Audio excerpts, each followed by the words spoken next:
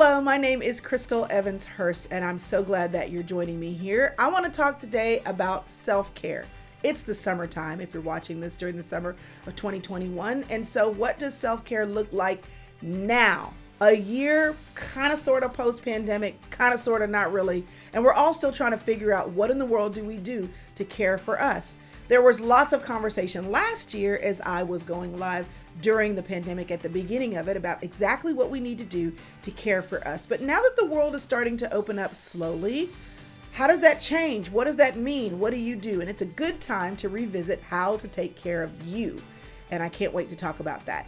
I want to say first that I record these videos live every week on a Monday morning with my membership called the Inner Circle. If you would like to join me for that, I would love for you to join me for that. And you can join me by going to crystalevanshurst.com/inner circle, and know that your membership helps to contribute to this content continuing to come your way. And then all the things, you know, the mic, the cameras, the tripods, all the things that are required for me to continue coming live, and to have for you to hear me and for you to see me, and for people not to get mad at me because my video is blurry and then my computer's too loud. You should see the things people email me about.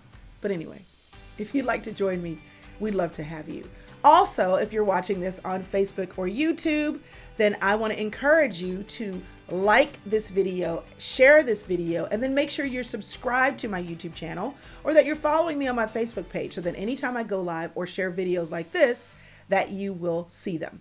But I want to make sure that you hear from me about taking care of you. And here's what I want to tell you and be honest about up front.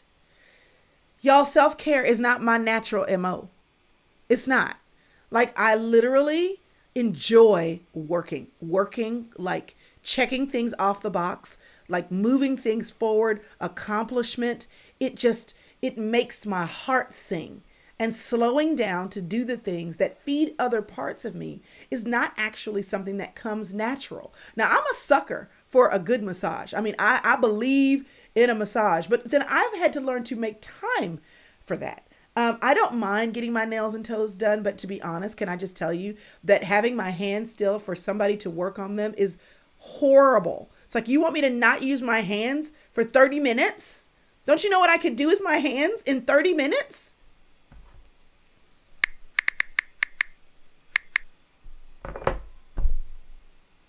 Computer.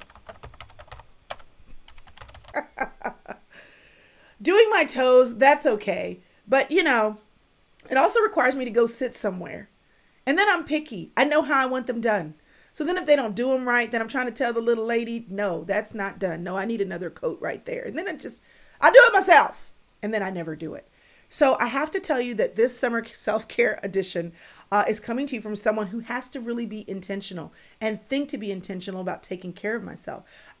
I forget to drink enough water. I forget some mornings to make my tea. I forget, or I will say I'm going to go for the walk after I check my email, and then I never go for the walk. Or I've got the spin bike now that I love, but then I have to make time to ride it. These are these little things that I struggle with, because as much as self-care is important, and I'm going to champion self-care for you, can I just tell you that I don't always champion self-care for me. And so this is me being honest with you about some things that I'm having to remember in this season. Because here's what I'm learning about where we are right now in the midst of kind of sort of post but not really pandemic, is that the world, as it starts to open up, is speeding up. And because we slowed all the way down, y'all, we are out of breath. And we are all trying to figure out, what does it mean to thrive in this season? Because we learned to move slower. We learned to be alone. We learned to sleep more. We learned to do some things we love, to reach out with people that we needed to connect to. We learned to read. We finished the degrees. We took time to switch careers. We got unemployed for a while and were scared to death, but also appreciated the downtime. Like, the whole world changed. And now it's changing back. It's kind of changing back and leaping forward all at the same time, because some things will never be the same again. There are churches that never streamed ever. And now they don't know how they're going to not stream anymore, because we're all used to being able to watch our church services when we're at home. So now churches are going back, but here's why it's speeding up. Because now those churches have to be online and in person. They didn't have enough staff for that. Don't ask me how I know. So the reality is, as our kids go back to playing their sports, or they go back to school, or you go back to the office, and now you have to deal with traffic again. You haven't dealt with traffic in a whole year, or now that you have to get dressed and none of your clothes fit. That's stressful. Stressful. Busting out of my clothes from last year like a can of biscuits. And we're trying to decide, how do we maintain a level of self-care and a pace that we can sustain while getting back to the life that we love, some of the life that we've missed, and the life that we want to be intentional about living right now. So I want to talk to you about self-care, because if you have room to take care of yourself, okay, that can help you combat the return to the hamster wheel. And some of us know we were on a hamster wheel. We were. And we learned during COVID that slow is good. Slow can be good. So if you can make room for thinking about how you can take care of you in this season and seasons of life change, and if you can think about what you're going to do to maintain or hold on to rhythms that serve you well, then you can be more of you and the best of you in this new season as we move forward in 2021 and on into the fall. You have an opportunity right now. I want you to hear me and hear me clearly. You have an opportunity right now to not get sucked into the vortex of busy. Don't miss the opportunity. So these tips for self-care, or these challenges for self-care, are designed to get you to think about what you're going to hold on to, maintain, or adopt going into the summer, and not letting the summer run away with you. Okay, so the first thing that you need to do as you think about how to take care of yourself this summer is to identify the things that bring you peace. So how do you identify the things that bring you peace? The first thing is you need to set limits. You need to set limits on and boundaries on your life, because in order to even know what the things are that bring you peace, you have to have room to test them out. Room to do things that bring your heart joy, that make your heart sing, that make you smile. And that means you have to set limits on your time, not only to do those things, but also to figure out what those things even are. You have to think, what are the pastimes, the things that I did when I had time before? So maybe you're thinking back to your childhood or your teenage years. Maybe you're thinking back to your 20s when you had more disposable time before kids, or before you got this latest stressful job. Or for many of us, it's thinking back, making time, setting limits, and a boundary on our current time to process, what did we do when the world shut down? What did we find our way into that was soothing? So I don't know how far back you're going to have to go, but I do know that you're going to have to create a boundary in your right now to go back to discover what you need to inject in your right now. And then going forward, you're going to have to set limits too on your time to make room for them. That's how you have peace and keep peace, is to make space for peace in your life. The second thing is you want to find a relaxation technique that works for you. When I find my anxiety rising, which sometimes it does because we live in a stressful world, you have to know what brings you back to a state of equilibrium. So for me, it is literally being still. Being still. My MO when I get frustrated and stressed is I move faster.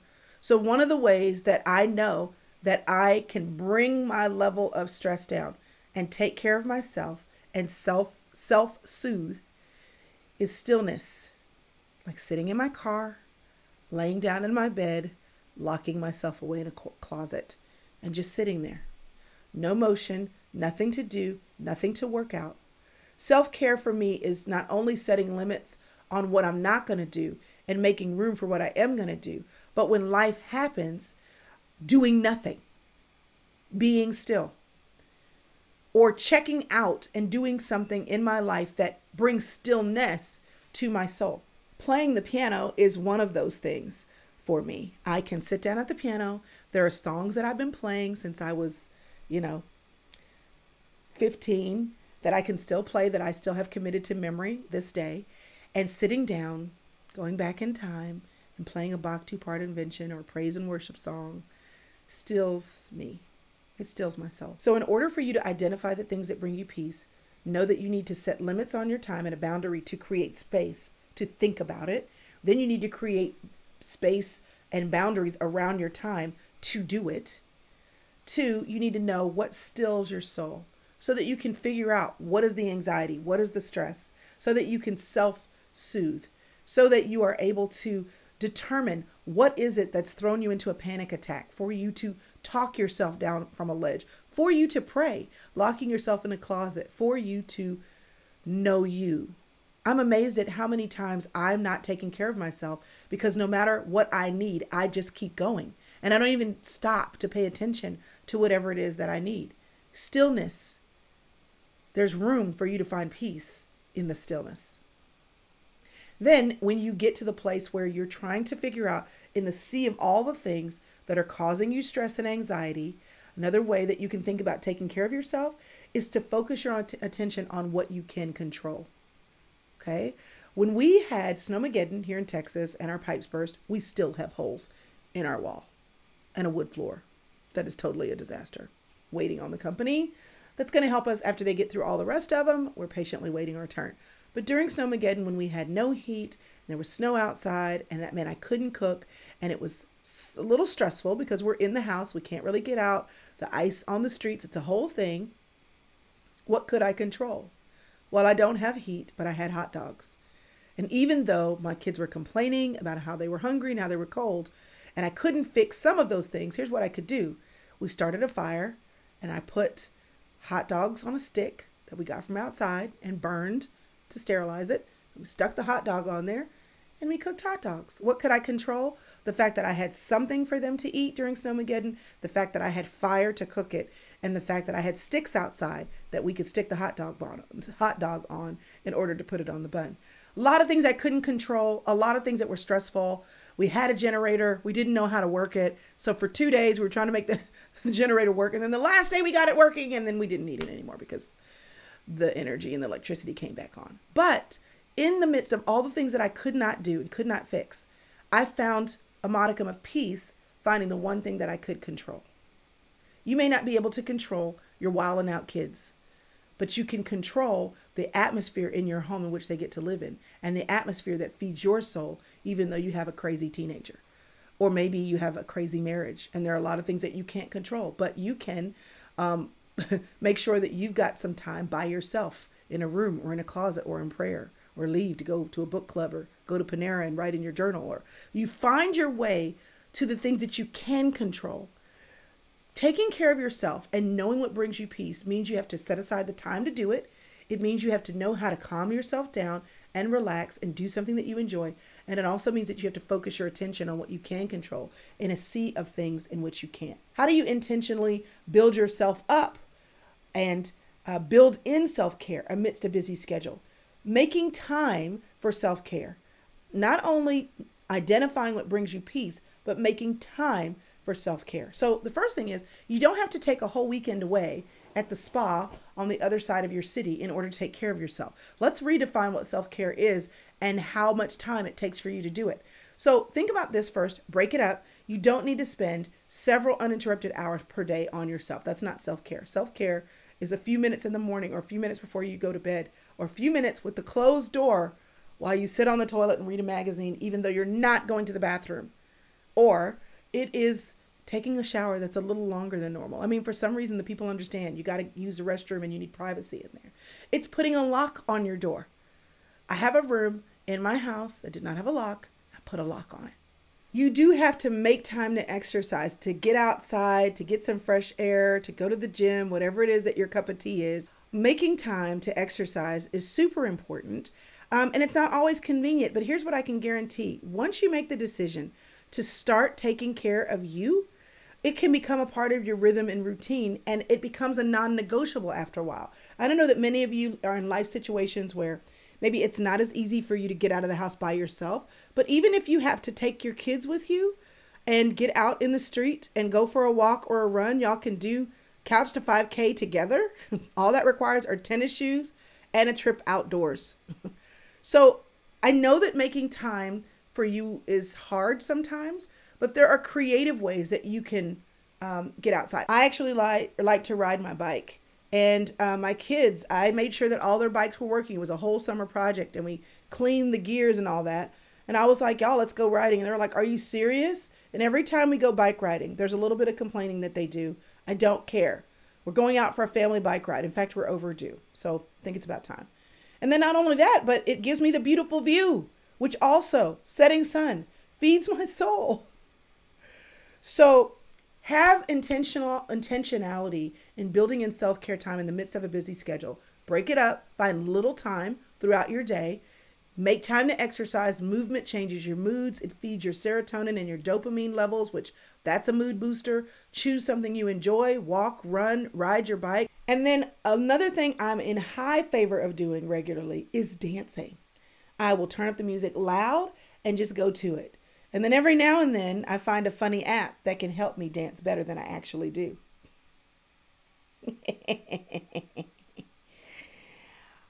People actually thought that was me dancing. And I was like, hey, think it's me. It's not. Come on, break it down, girl. Break it down. Break it down. Woo!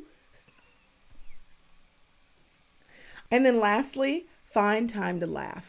Seriously. You may have to force it by watching a comedy video. You may have to force it by spending time with that one friend who makes you laugh. You may have to force it by watching funny cat videos on YouTube or Instagram. But literally, if you need to laugh, search a hashtag, funny video. And then just, it will brighten your mood. That's self-care too. You heard the saying a million times, laughter is good medicine. It's true. But you have to make the time to say, I haven't laughed in a while. What can I do that will make me smile and put a little laughter deep down in my bones? So we've talked about what you can do that will bring you peace. We've talked about what you can do to make room for self-care in the midst of a busy schedule. Now I want to ask you about how you can love yourself. And here's where the meat of what I want to talk about is. Let me give you some practical ideas that you can take away with, first of all. So the first thing is you need to feed your soul. We're not just a singular one-dimensional creature. We are mind, spirit, soul, and body, right? So the first thing is think about feeding your soul, because so many things come out of who you are and come out of the fullness of yourself as a person. Go on a date night with yourself. Light a candle, put on your music, read a book, go out, stay in, go out, get the food, have the food delivered to you, write your thoughts in a journal. Because getting your thoughts out is self-care. You're telling yourself you're worth paying attention to. Go on a coffee date with a friend. Talk to someone who inspires you. Even if they talk a lot, just hang on the phone and say, how's it going? What are you learning? I just want to just listen. What's going on with you? And just listen. And maybe their upness will rub off on you. Spend time with someone you love. Just go and sit in their presence. You don't have to have a plan. Just go sit with them. Watch TV with them. Spend time with them. Volunteer in your community. All of these are things that will feed you. It'll make you feel like you're a better person. It'll make you feel connected to your community and the people that you love. It will give you the opportunity to do something for someone else, being with someone that you love and spending time with them. Maybe it's not about you. It's totally about them. Giving to someone who can't give anything back to you. I mean, these are things that while they are simple, they are life changing. So I have a thing about candles. I also have a thing about a diffuser, but I'm a sucker for a great candle. And literally when I walk in my home, if a candle is going, it just sets the mood. It's like walking into a coffee shop and the coffee smell just sets the mood. Figure out what are the five senses. Part of feeding your soul is figuring out what in your sphere of your five senses actually speaks to you. So for me, it's smell, right? It's also sound, music. It's also texture. I want to always dress and feel like I'm in pajamas. It is what it is. So know what speaks to you and put more of that in your environment. It'll feed your soul. All right. So how can we feed our minds? Learning how to cook a new dish, being in the kitchen, and yes, cooking, but while it can feed the soul and feed the body, doing something new, trying a recipe you've never tried, following along with a cooking show that you have on replay. This actually is feeding your mind. It's teaching you how to nurture your body, learning more about health and wellness, and discovering what MCT or MTC or ashwagandha, all these things that the inner circle are teaching me about, collagen and bullet coffee and all these things. An alternative to dairy. I mean, like these are the things we talk about in the in the inner circle in the morning time. It's like, how many different ways can we make our coffee healthy? But the point is, what can you do to develop your health and your wellness, whether that's reading books or taking a class or learning for someone who's further along than you? Reading a book, read, leaders read, learners read. And there's no excuse for this now. You can get an Audible account and listen. If you're more of an audio processor, go to the library, download books with the Kindle. There's no reason not to read. And as much as I love podcasts and videos, there is a transmission of the information that you don't grab a hold of the same when you're watching it and when you're hearing it as when you read it, because you process it differently. So read, listen to a podcast. Yes. Declutter a room or a workspace because that will clear your mind. Write a letter to yourself or to a friend, or develop a pen pal. That somebody that you know in another state who wants to get mail besides bills. Don't we all want to get mail besides bills? Write a letter, process your thoughts on paper. Keep up with a list of reasons you're grateful. Ann Voskamp's book, 1,000 Gifts, talks about this, how your decision to be grateful every day is a gift to you. Feed your mind. Take a class at a community college. Buy a course online. Binge on YouTube videos, not just for entertainment, but to learn. Teach yourself Excel or YouTube or video editing, or maybe you want to teach yourself how to speed read. I don't know. Y'all, Google is a whole situation. Anything that you want to learn and do and grow is taking care of you because you're building into you and what you want to learn and what you want to get better at and what you want to do. So feed your soul, feed your mind, and then feed your body. So physical, I know we've already talked about exercise, but it doesn't just shift your mindset and shift the way you feel down deep in your soul. We already know that it totally changes the way you feel in your body. Like physically, you get your body moving, you get your blood moving. And listen, you can combine the movement, the dancing, and the exercise if you like. And again, take your kids and make them a part of it. We were out there, we were sharing, I had music playing. They were not happy with me that day. I didn't care. Because